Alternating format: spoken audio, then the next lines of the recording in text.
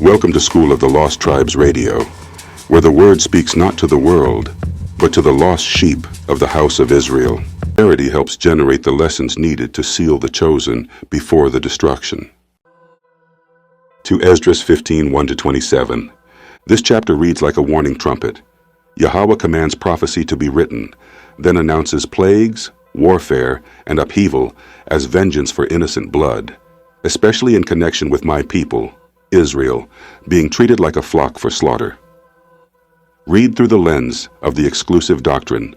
This is Yahweh speaking about judgment on the nations that have oppressed, exploited, and scattered Israel, and about Yahweh's covenantal response to cries of the righteous among his people.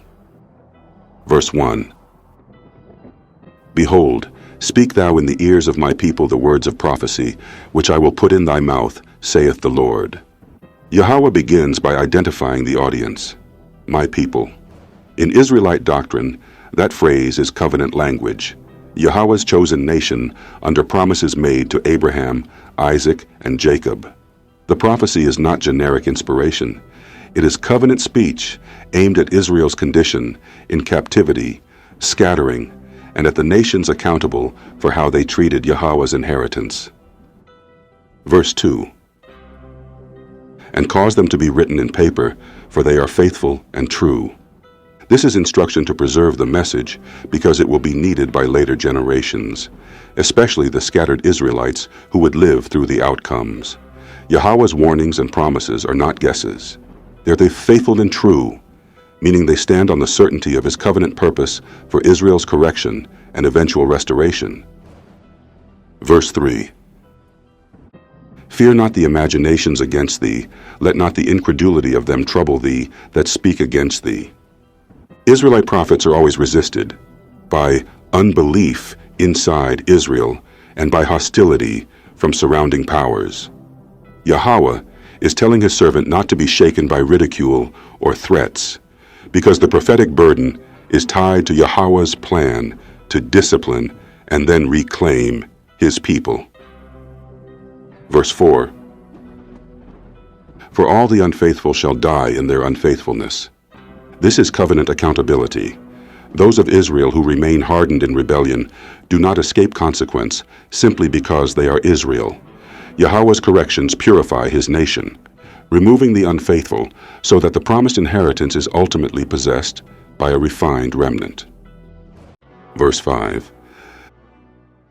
Behold, saith the Lord, I will bring plagues upon the world, the sword, famine, death, and destruction. These are covenant curse patterns, war, famine, death, used by Yahweh as judgments in history. World here is the inhabited order where Israel is scattered among nations. Yahweh shakes that order because it has become a prison house and slaughter pen for his people. Verse 6. For wickedness hath exceedingly polluted the whole earth, and their hurtful works are fulfilled. This describes a full measure of national sin, ripening to judgment. In Israel's story, Yahweh often waits until iniquity is fulfilled. Then he intervenes, both to avenge wrong done to Israel and to bring Israel to remembrance of his statutes and his promises. Verse 7. Therefore saith the Lord. This is a pivot into Yahweh's formal sentence. When Yahweh speaks this way, it is not emotional reaction. It is the King of Israel issuing decree based on righteousness and covenant government. Verse 8. I will hold my tongue no more as touching their wickedness. Behold, the innocent and righteous blood crieth unto me, and the souls of the just complain continually. The oppressed have been crying out, especially the innocent among Israel and those aligned with Yahweh's righteousness. Yahweh is declaring that the bloodshed against his people has reached the point where he will publicly answer and act. Verse 9. And therefore saith the Lord, I will surely avenge them, and receive unto me all the innocent blood from among them. This is covenant vengeance. Yahweh takes personally the spilling of innocent blood connected to his people and his cause. Avenge, here is Yahweh defending his inheritance, restoring moral order, so Israel is no longer endlessly preyed upon. Verse 10. Behold, my people is led as a flock to the slaughter. I will not suffer them now to dwell in the land of Egypt. My people again anchors the passage to Israel. Egypt is the classic symbol of bondage, the house of oppression where Israel is exploited. In exclusive doctrine terms, this speaks to Israel's repeated captivity patterns among oppressive systems.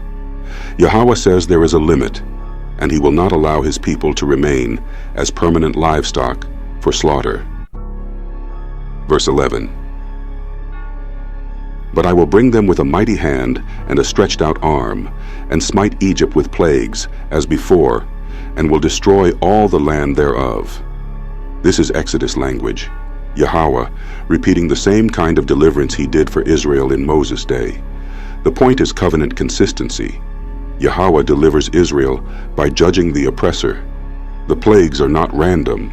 They are Yahweh's legal action on behalf of his people. Verse 12. Egypt shall mourn, and the foundation of it shall be smitten with the plague and punishment that God shall bring upon it. Oppressive Egypt structures, economic, military, political foundations, are struck.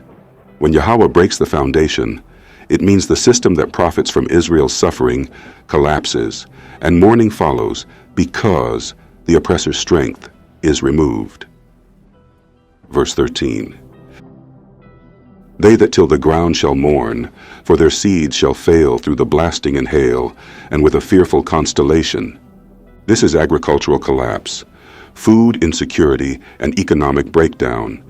Yahweh has always used the land's productivity as a lever of judgment. It hits nations where it hurts, and it forces a reckoning with how they lived unjustly, including how they treated Yahweh's scattered inheritance. Verse 14. Woe to the world and them that dwell therein. Woe is a prophetic alarm. Judgment is pronounced on the present world order. For scattered Israelites, it also functions as a wake-up call. Yahweh is shaking the nations, so Israel stops trusting the nations as saviors and remembers the covenant. Verse 15. For the sword and their destruction draweth nigh, and one people shall stand up and fight against another, and swords in their hands. This is internal conflict among peoples, nation against nation. Yahweh often turns oppressors against each other, causing the very structures that scattered Israel to fracture, preparing the stage for Israel's deliverance and regathering. Verse 16. For there shall be sedition among men, and invading one another. They shall not regard their kings nor princes, and the course of their actions shall stand in their power. Authority collapses, rebellion, lawlessness, breakdown of governance. In covenant terms, Yahweh removes stability from a corrupt order, exposing that human rule without righteousness cannot preserve peace, especially when it is fed on Israel's captivity.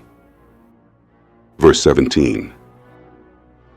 A man shall desire to go into a city, and shall not be able. Movement becomes restricted, siege-like conditions, fear, disorder, or barriers. This describes a world under judgment where normal life fails, and it pressures Israel to seek refuge in Yahweh's promises rather than in the security of the nations. Verse 18.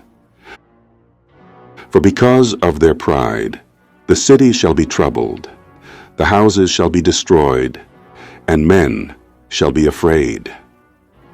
Pride is named as root sin, national arrogance. Cities, centers of power, become troubled, and homes fall. Yahweh humbles proud systems so that the oppressed, especially his people, are no longer crushed under untouchable empires. Verse 19. A man shall have no pity upon his neighbor, but shall destroy their houses with the sword, because of the lack of bread, and for great tribulation. Scarcity produces brutality, neighbor against neighbor. This is what happens when Yahweh withdraws peace. The social fabric tears. For Israel, it is both warning and reminder. Covenant life requires righteousness, and the nation's unrighteousness brings chaos. Verse 20. Behold, saith God, I will call together all the kings of the earth to reverence me. to turn themselves one against another and repay the things that they have done to them. Yahweh gathers rulers into a judgment scenario. He compels the powers of the earth into collision. The key is recompense. What they have done, including oppression, bloodshed, scattering, is returned upon them, which is a consistent theme in Yahweh's dealings with Israel's enemies. Verse 21. Like as they do yet this day unto my chosen, so will I do also, and recompense in their bosom. Thus saith the Lord God. My chosen is Israel, chosen for covenant, priestly purpose, and inheritance.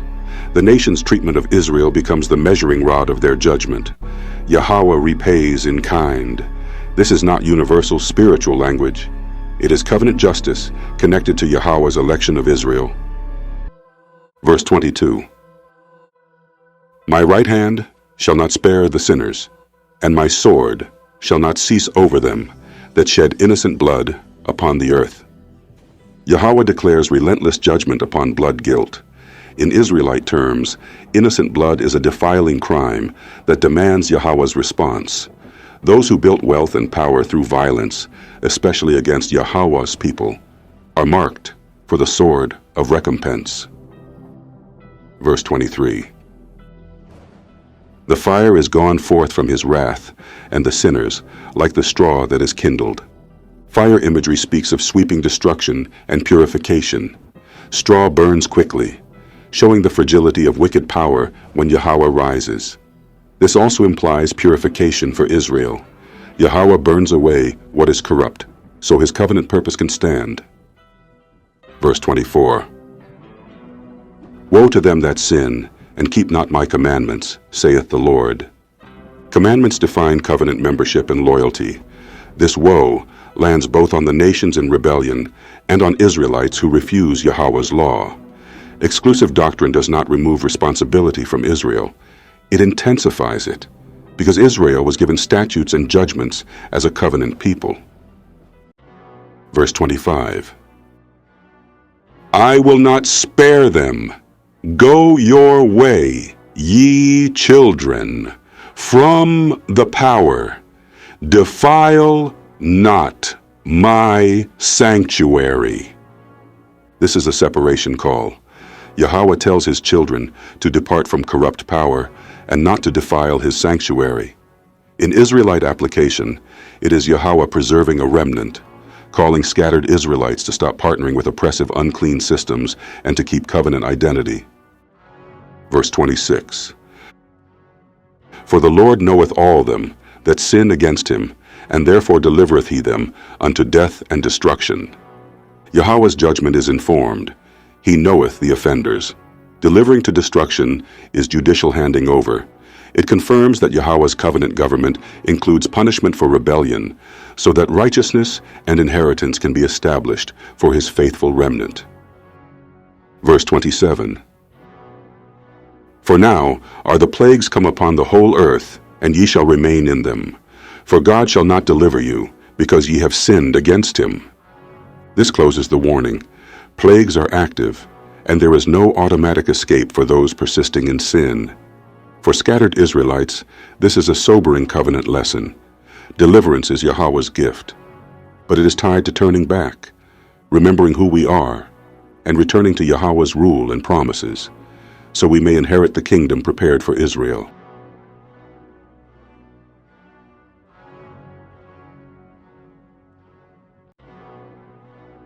Prophecy as Yahweh's written warning for the next generations. Prophecy isn't just predicting the future. In the scriptures, prophecy is Yahweh's covenant communication, him telling Israel what he will do in judgment, correction, deliverance, and restoration. And one of the biggest keys is this: Yahweh makes the prophecy be spoken, then written, so the next generations can read it when the signs start happening. That's why you see statements like in 2 Esdras 15:2, cause them to be written in paper, for they are faithful and true. Meaning, the words are not for the prophet alone. They're for the future Israelites who would later be living in the exact conditions the prophecy describes: captivity, oppression, confusion, wars, plagues, collapse, so they can recognize This is Yahweh's doing. This is covenant judgment. This is the time to return. How Yahweh leaves prophecy for the next disciples and prophets. Yahweh's pattern is consistent. He raises a prophet to speak to Israel, warning plus correction plus promise. He commands it to be written, so it outlives that prophet. He seals it through repeated patterns: Exodus language, Babylon language, curses, blessings. He makes it recognizable in real-world events, so the remnant can't miss it. So when later disciples, teachers and prophets rise among the scattered, they don't invent a new message. They read the writings, compare them to the conditions around them, and then warn Israel, "We are seeing the signs exactly as written." That's why Yahweh always builds prophecy with markers: sword, war, famine, economic collapse, food scarcity, pestilence/plagues, sedition, civil disorder, kings turning against each other, global power conflict, cities troubled, houses destroyed, fear, no pity, neighbor against neighbor. Those aren't random headlines. Those are covenant curses and judgments Yahweh uses on the nations, especially the nations that hold Israel down.